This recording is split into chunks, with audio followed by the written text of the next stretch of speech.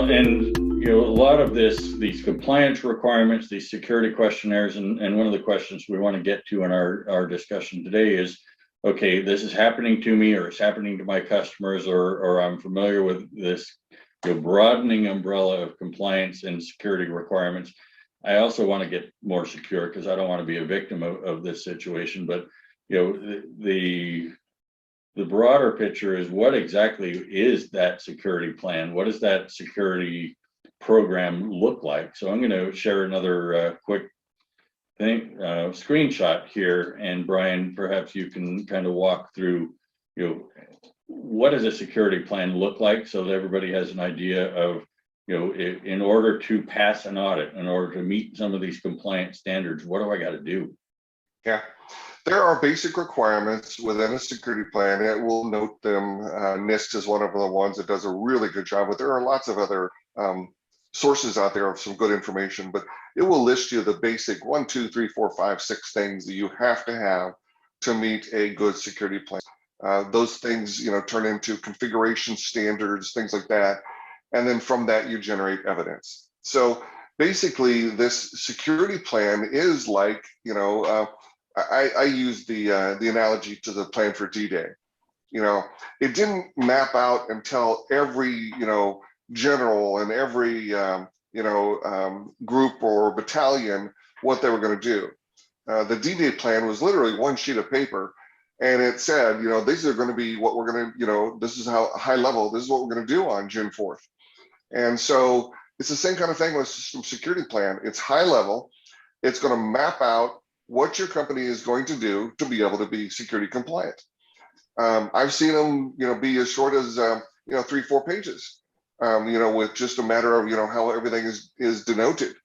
But they can be, as long as you need them to be, with regards to the information that you're going to be providing. But that's one of the things that we do, as a service, as part of the security compliance and improving security, is walk a customer through how to easily and quickly build a system security plan.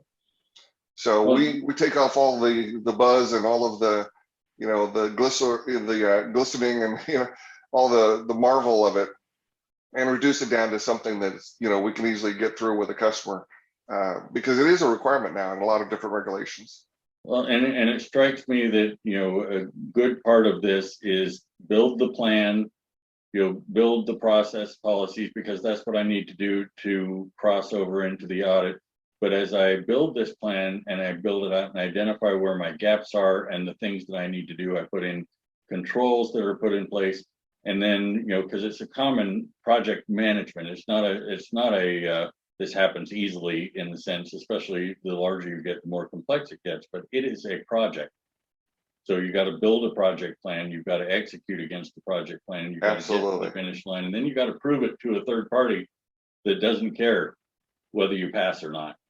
But in the meantime, always when we're doing a project like this, we're always sitting across the table from somebody that's going to be implementing the controls, somebody that's going to be standing up the technology, somebody that's going to be operating these things on a day-to-day basis, which is typically an MSP or an MSSP.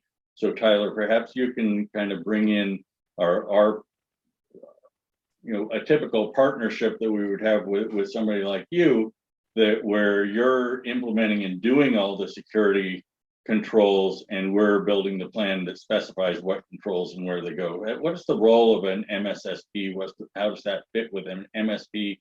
Because people are often confused as to the distinction, and how do you play into this roadmap?